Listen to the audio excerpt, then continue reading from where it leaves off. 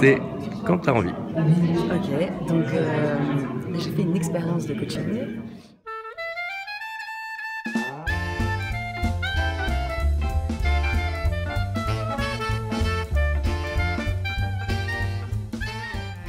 Sandrine, je fais partie de l'association Génération Cobaye et avec 4 bénévoles, on a été accompagnés par 2 coachs. Je m'appelle Eric Mutschler, je suis fondateur d'une agence de communication spécialisée en communication développement durable. Je m'appelle Maline Nvenzi, je travaille pour une association qui s'appelle Make Sense. Je ne connaissais pas le coaching, j'avais jamais fait, même si j'en ai déjà beaucoup entendu parler. Je suis moi-même dirigeante d'entreprise. Hier, on s'est fait coacher en groupe. C'était un petit peu pour débloquer des situations dans notre association.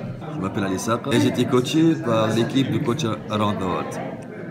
J'ai été amenée à travers du dessin à trouver moi-même des solutions à mon problème qui s'appliquent finalement de manière assez concrète. Je crois que je suis capable dès demain de commencer à réfléchir à cette proposition. La personne avec qui j'intervenais, ou en tout cas j'interagissais, m'a accompagné dans mes propres préoccupations, mon propre questionnement et a eu cette intelligence de calibrer en fait ma demande. Et le résultat était peut-être aussi inattendu pour elle que pour moi, mais en tout cas très bénéfique. 45 minutes, assez incroyable.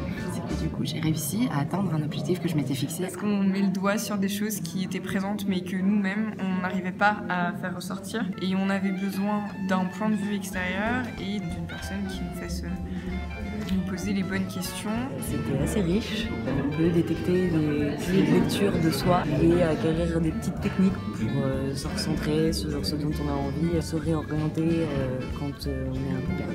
C'était assez constructif au final, on ne s'attendait pas vraiment à faire ressortir ce qui était ressorti. J'ai vécu une expérience vraiment exceptionnelle. Ce sont des orientations de discussion qui te poussent à voir les choses que tu n'arrives pas à voir avant.